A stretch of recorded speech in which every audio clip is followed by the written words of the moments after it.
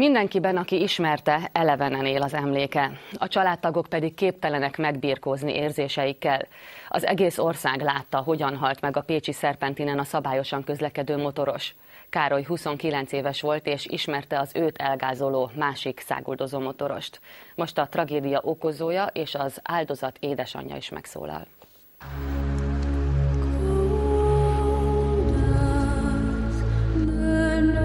A Pécset Komlóval összekötő szerpentin. Ahogy haladunk az úton, egymás után 5 ilyen táblát találunk. Az utolsó. Itt vesztette életét motorozás közben 29 évesen Arnold Károly. A balesetet okozó motoros kamerával vette a száguldozást, és így a tragédiát is. A felvételek hetekig sokkolták a közvéleményt, mi ezt már nem szeretnénk újra felidézni. A baleset okozóját ősszel jogerősen elítélték, 4 évet kapott. A fiú akkor még vállalta az arcát, ma már azt kérte, még a régi felvételeken is tegyük őt felismerhetetlenné. Nagyon felelőtlen, vakmerő tempót mentem aznap, de még hogy gyorsan is mentem, igyekeztem úgy motorozni, hogy ne legyen ebből baj, se másnak, se nekem. A baleset áldozatát, Arnold Károlyt, ahogy a hozzá közel állók szólították, Karcsikát, épp 1,5 éve és 1 napja temették el. Ott, ahol a tragédia történt, 2 emlékhely van. Ezt a motoros barátok készítették, ezt pedig a szülei. Karcsi édesanyja gyakran jár ki ide, és folyamatosan gondozza az emlékhelyeket. Csak úgy, mint Karcsi sírját, ide minden nap kijön. A fiú sírkövét motorja képe díszíti, és egy karácsonyfa. Nekünk nincs ünnepünk otthon, mi a Karcsikával ünnepelünk itt kint. Nekünk nincs karácsonyfánk, nekünk itt a karácsonyunk, és itt is leszünk. Itt fogunk ünnepelni. Furcsa ezt mondani, itt töltjük kint az ünnepeket. Karcsi édesanyja a tragédia óta vigasztalhatatlan. Azt kérte, meséljük el, hogy mérhetetlenül büszke a fiára. Ezért is mutatott róla korábban készült felvételeket. Karcsi 7 éven keresztül óceánjárókon dolgozott, többek között ezen a hajón is. Egy idő után már étteremvezető volt. Láthatják, ha őt veszi a kamera, szinte folyamatosan mosolyog. Az utolsó 4 évben már vele volt párja, későbbi felesége Zita is. Együtt szinte az egész világot bejárták, Alaszkától a Karib-tengerig. Ezek a felvételek például Jamaikában készültek akkor, amikor zenészeket hívott az asztalhoz, hogy megörvendeztesse szerelmét.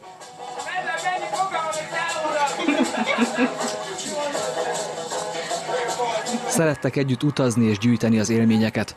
Azt tervezték, hogy ha elég pénz jön össze, itthon kezdenek közös vállalkozásba. Az álmoknak a 1,5 évvel ezelőtti tragédia vetett véget. Még ő kötötte a masinit fel. Így volt a fejem. Karcsi édesanyja azt a kendőt mutatja, amit fia a motorozáshoz viselt. A tragédia óta nem mosták ki. Itt, ebben az asztalban őrzik, sok más emlékkel, többek között a motor rendszámtáblájával együtt. 4 éve motorozott.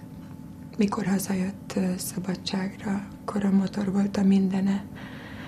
Talán többet cicomázta, mosta, törölgette, mint amit rajta ült. A szerelme volt az is. Annyira szerette. Emlékszem rá, éjszaka felébredt, mikor ment egy motor, és hallod, anya, hogy milyen búgó hangja van. A szoba csak Karcsiról szól, ide nem engedik be a vendégeket sem, minden tárgy az ő emlékét idézi. A szülőktől a házasságkötésük után sem távolodtak el, 2 emelettel feljebb laktak. Akárhányszor a naponta 10-szer jött le, akkor 10-szer megpuszilt, ha 10-szer ment el, akkor 10-szer kaptunk puszit, apja is, meg én is, ha éppen ő itthon volt. És azért írtam ki az ajtóra is, hogy csengessenek és ne kopogjanak, mert ő mindig kopogott. Karcsi felesége Zita nem ment vissza a hajóra. Ahogy mondja, az utazás már sohasem lehet ugyanolyan, mint régen. Sok idő eltelt, mire eldöntöttem, hogy itthon szeretnék maradni.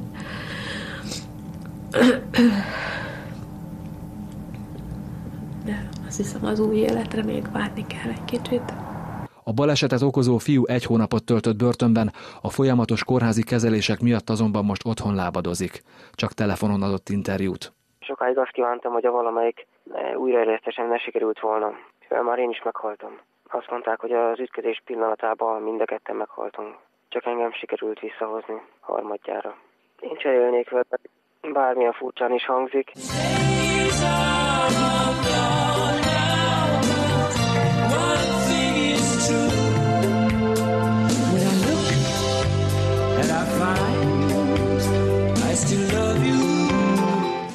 Én nekem csak egy üzenetem lenne a barátokhoz.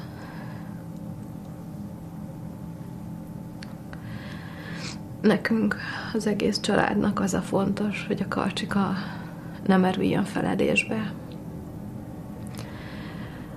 És akik a legjobb barátjának vallották magukat, azok nincsenek sehol. És az nekünk nagyon fáj. Karcsi élete minden pillanatát élvezte. Ennek az életnek 2007. június 10-én egy másik motoros ostoba és könnyen elkerülhető hibája vetett véget.